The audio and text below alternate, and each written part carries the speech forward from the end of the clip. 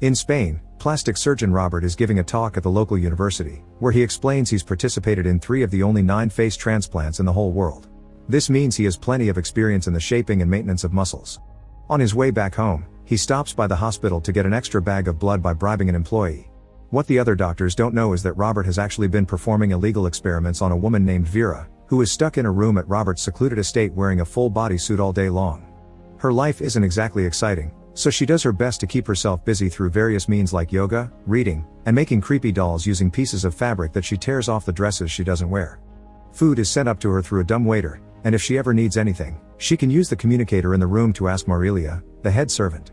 When Robert gets home, he always puts the blood in the machines of his private lab first, then he goes to his room to check on Vera through the hidden camera. Once he's sure everything is fine, Robert visits Vera, but one evening, he finds a very shocking surprise waiting for him. Vera knows where the camera is, so by facing the other way, she used pages from a book as blades. When Robert finds her, Vera is covered with cuts, thus he immediately takes her to his private operating room to take care of her wounds. Tired of being a guinea pig in a cage, Vera says she wants to die, but Robert doesn't believe her. If that had truly been her intention, her cuts would have been on another spot. Robert also realizes how soft her skin really is. From then on, Robert begins running an experiment that includes animal blood this time. A few days later, the results are finally successful, and Robert becomes the sole inventor of an artificial skin resistant to burns and insect bites. By using a mannequin that has been specifically shaped like Vera's body, he prepares special patches of this synthetic skin to replace Vera's natural one. Now she won't be able to get hurt again. A few days later, Robert officially presents the artificial skin at a medical symposium, claiming he's been testing it on animals and that it can be immune to malaria. The invention is named Gal after Robert's dead wife, who died in a fire caused by a car crash. After he's done, the organization's president takes Robert to a private corner to ask how he managed to harden the skin in order to be immune to malaria, because that sounds like a mutation. Being put on the spot, Robert has no choice but to admit he transferred genetic information from pig cells into human ones, which is forbidden. No matter how miraculous it is though, the president can't stand for this and orders Robert to abandon all his research.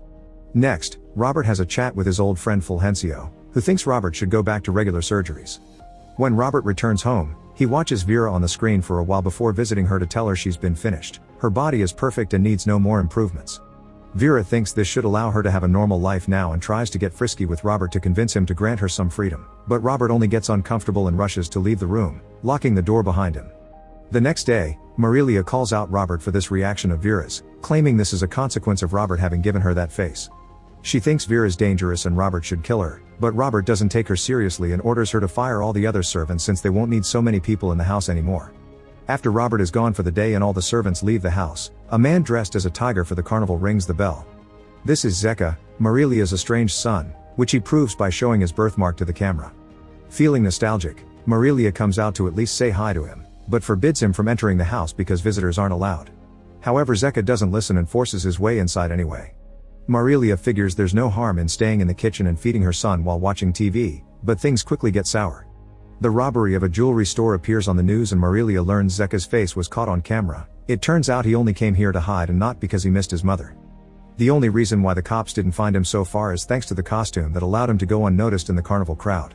Zeka also wants Robert to operate on his face and change his appearance, but Marilia refuses to help him and asks him to leave. Her worries are ignored and Zeka searches the kitchen for alcohol, only to get distracted when he finds the security cameras that show Vera. Her face looks familiar and Zeka doesn't understand how she can be here, prompting Marilia to get a gun she keeps hidden in the kitchen to threaten her own son into leaving before he learns too much. A gun isn't enough to scare Zeka though, and soon he's jumping on his mother to capture her and tie her to a chair. Then, Zeka goes upstairs to look for Vera, only to find the door locked. This isn't enough to make him give up, and Zeka immediately goes back to his mother to threaten her into telling him where the key is. As soon as Zeka opens the door, Vera kicks him in self-defense, struggling against his hold to try to escape. Unfortunately, Zeka is much stronger than her and manages to overpower her as he wonders aloud how she's alive after the fire. Desperate, Vera tries to bargain for her life, but Zeka doesn't listen and takes her to bed to relive the old times. Downstairs, Marilia is starting to wonder if she'll have to watch her son taking advantage of Vera for the rest of the night, but at that moment, Robert returns.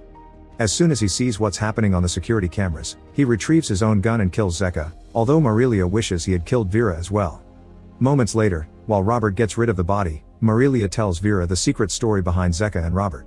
It turns out they're half-brothers, but Marilia never told anyone. She had Zeka with another servant that run away when he heard about her pregnancy, and she had Robert with her old boss, who took the baby and gave it to his wife because she was sterile, but they told everyone else she had given birth to him. While legally Robert was their kid, Marilia still feels she did most of his raising. She also feels this is all her fault because her womb carries the gene of insanity and both kids got it. When Vera asks why Zeka thought he knew her, Marilia explains she looks like Gal, Robert's late wife.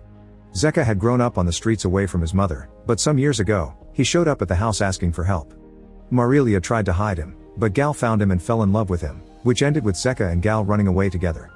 Unfortunately, they were in a car accident, from which Zeka escaped but Gal almost burned to death. Robert found her barely hanging on and brought her back to the house, where he hid all the mirrors so Gal wouldn't be able to see her burned face. That was when Robert's research on face transplants started, but his efforts weren't fast enough. One afternoon, Vera heard her daughter singing outside and slipped out of bed to approach the window, where she finally got to see her reflection again. The shock of seeing a face that barely looked human was too much for her to bear and caused her to jump with a scream that echoed around the whole house. Her body fell in the garden in front of her daughter, who was traumatized by the experience and years later followed her mother's example. At that moment, Robert comes back from burying Zeka's body and decides to finally accept Vera's offer, allowing her to sleep in his bed that night. The two of them finally kiss, but Vera doesn't want to go further yet because Zeka left her in pain, thus the new couple cuddles until they fall asleep. That night, Robert dreams of the dreadful events that happened 6 years ago. He attended a wedding party with his daughter Norma, who was now a teenager under the effects of the medicine that allowed her to be social again after her breakdown related to her mother's death. The party was in full swing when Robert suddenly noticed Norma was missing and went out to the garden to look for her. After seeing a guy go away on a bike, Robert found Norma's shoes and coat, following the trail of accessories until he found his daughter unconscious on the ground with her clothes all wrinkled up, a consequence of the bike rider taking advantage of her. As soon as she woke up, she saw Robert and started screaming because she thought he was her attacker. Back to the present, Vera is dreaming of the same event. Vicente, a young man that worked with his mother in her dress shop, crashed the party and took some of the illegal substances other guests were sharing. Then, Vicente tried flirting with Norma, misunderstanding the kind of substances she was under while taking her to the garden. Norma took off her coat and shoes simply because she found them annoying, but Vicente took it as a signal she was into him as well and dragged her under a tree to get frisky. At first, Norma didn't mind, but when the wedding band started to play the song she was singing when her mother died, her PTSD was triggered and Norma began screaming. Not willing to stop, Vicente covered her mouth but Norma bit him, causing Vicente to hit her and accidentally knocked her out.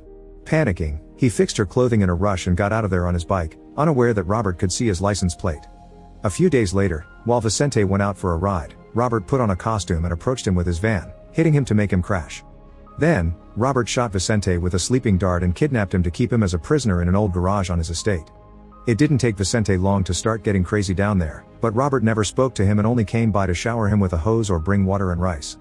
Vicente's mom went to the police to beg for help, but the cops found the bike at the bottom of a cliff and assumed Vicente either died in the fall or left town. Meanwhile, Robert kept visiting Norma at the mental hospital, but she was still afraid of him and hid in the wardrobe whenever he came by. Eventually, Norma ended up finding the same ending as her mother, a tragedy that pushed Robert from a regular doctor into a mad scientist. A few days after Norma's funeral, Robert came home to shave Vicente and put him to sleep before taking him to his private operating room.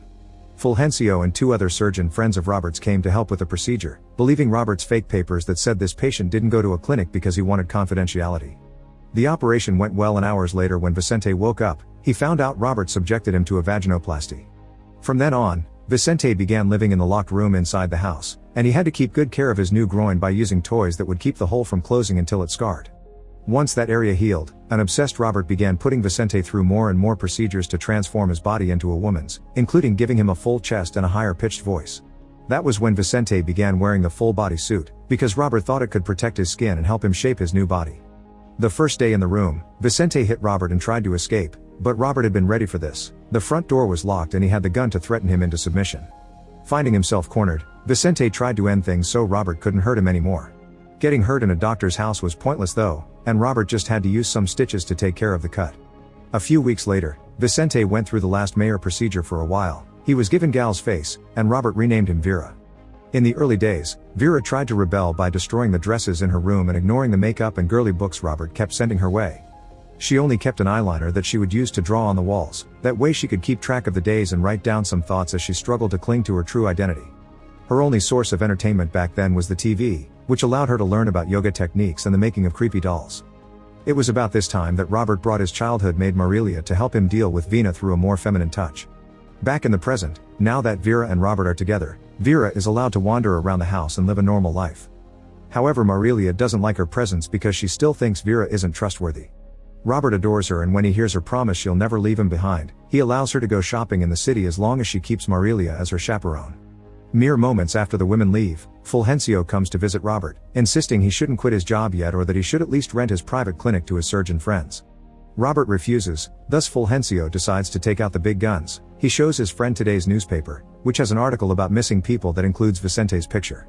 Fulgencio remembers him from the operation and is starting to wonder if Robert lied to them, because he knows his experiments needed human genes, not just animal ones. Taking his gun out of his desk drawer, Robert tries to threaten Fulgencio into silence, but their conversation is interrupted by the arrival of Vera, who tells Fulgencio she gave her full consent for every operation to get him to leave. In the evening, Vera and Robert try to get frisky again, but Vera is still in pain after Zeka's attack, so she'll need the help of Cream. Luckily for them, she bought some when she went shopping, but supposedly she forgot it in her bag, which she left in Robert's office. When she goes to retrieve the bag, she also takes the chance to grab Robert's gun and brings it back into the room to finally get her revenge.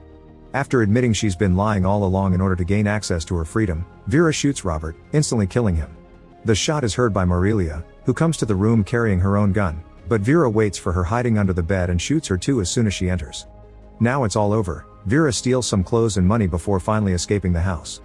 The next morning, she arrives at her mother's shop, shocking her with details that only Vicente would know to prove her real identity. Make sure to subscribe and turn on notifications so you can watch more videos like this. Thanks for watching.